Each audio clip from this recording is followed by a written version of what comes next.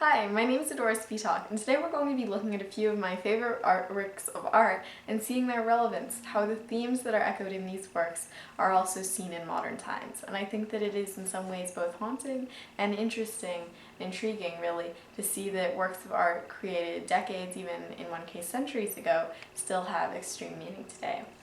So here's the first. This is like one of my all-time favorite works. This is Edward Hopper's Nighthawks, and he did it in 1942. Shortly thereafter, it was purchased for $3,000, which was a lot of money then, as it is now, by the Chicago Institute of Art, and it's remained there ever since. And looking at this work, you're kind of struck by the brightness of this diner on the corner, the darkness of the street, but also to some extent the space between them, the isolation, how they're all in this one room and yet extremely apart. Even the man and the woman sitting close together occupy their very own distinct spheres. And if you look at the bartender in here, you'll also notice that this is a really strangely shaped counter in that it's somewhat triangular, and it also begs the question, where does he get out?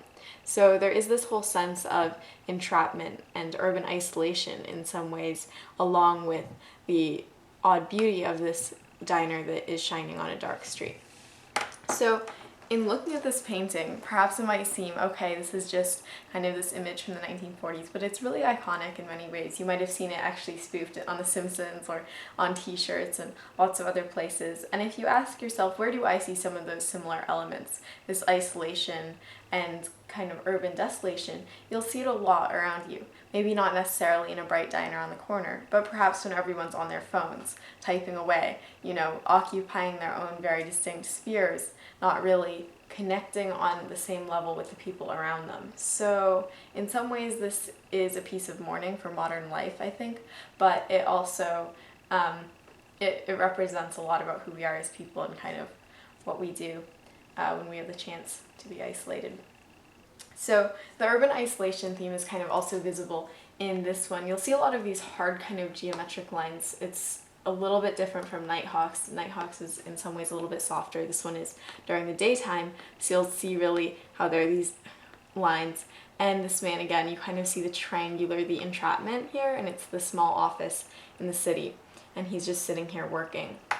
So I think that if you look at those walls, these white walls, they're kind of devoid of decoration, of personality, then you might ask yourself, what's going on in there, and is his work meaningful? You could ask tons of questions. Obviously, I'm not an expert on this piece in any way, so I'm not going to venture to analyze the composition, but just looking at it and thinking about, how could your work be the same, or how is your parents' work the same, in the sense that we maybe don't personalize things. We feel kind of like smaller parts in a larger machine almost. Now, if we also look at one of my favorite works of art, not a painting at all, rather a book, The Great Gatsby, F. Scott Fitzgerald, an absolute classic. And if you haven't read it already, you definitely have to. I'm very good at forcing books on people. Well, in The Great Gatsby, you'll see that it's in some ways a tragedy of the American dream, but it also speaks a lot of times to hedonism, living for pleasure, and the underlying tragedy that can bring. And it also shows in many ways the soullessness of the world that glitters, the parties, the jewels, all the riches that surround the characters in New York, as well as disparity. In the book, there's a section there are distinct places. There's West Egg and East Egg. East Egg is where all the people with old money live, and West Egg is the place where the nouveau riche are. So there's that difference, but then there's an even bigger disparity, because as you're driving into the city itself, you'll come to a place called the Valley of the Ashes, and that's where the very poor live, the people who run garages, as you'll see in the book, and other things. Not a great place at all. So just that very freakish comparison. You can look at The Great Gatsby and think, well, that's the 1920s, but ask yourself honestly, do I see that around me? And you probably will find that the answer is yes. So disparities, hedonism, all these different qualities about The Great Gatsby that you can see are also definitely visible in society to some extent today. And to end on a cheery note, this was my favorite painting of mine from when I was a very little kid actually, and you might wonder now, what were her parents exposing her to?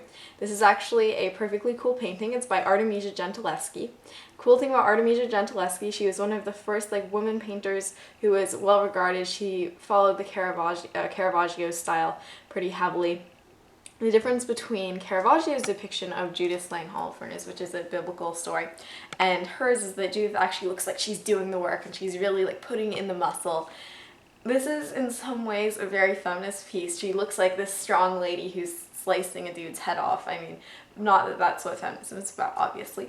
But actually, there's somewhat a backstory to this. Artemisia Gentileschi was this artist, and unfortunately, when she was a teenager, then her tutor in painting raped her, but she went to court to take him up on this, which was an extremely unusual thing for women to do at this time, keep in mind, because this was still, oh my god, what a shameful thing.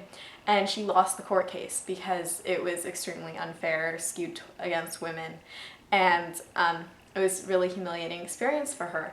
So in this painting, it's been said that actually her face looks somewhat like her own, and that the head is somewhat modeled after that tutor. So it's kind of an interesting work in that it might represent some of her own life, some of her own angst around that, but also that it is in many ways a victory, sort of a celebration of here's what women actually look like if they're slicing people's heads off, and an affirmation of that greater realism to some extent. So looking at that painting, I feel like it has some hope in it, not to mention that it is a kick-ass painting. And so if we think about art not only as, oh look, that's a pretty work, or I like the way that they use colors there, but also how does it speak to me? How does it speak to my life and the world around me? Then we can discover a whole lot about issues that affect us on a daily basis. If we think about feminism, you'll see issues around that in the news every day, around a woman's right to choose, around access to healthcare. It's a huge part of the political debate. If we look at hedonism and riches and disparity, you can see all of that reflected in the news when it comes to talking about even Mitt Romney's wealth, and how does that affect him? How does that make him more or less empathetic? What is the difference between when people say I've been successful versus I am rich, and how people use their riches affect how we see them as well?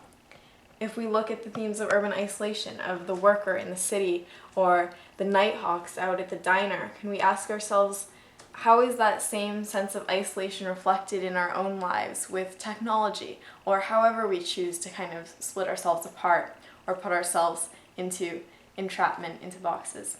So I find that all of my favorite works of art really have that commonality, that they hold on to their relevance, they hold on to their meaning, no matter how long ago they may have been made.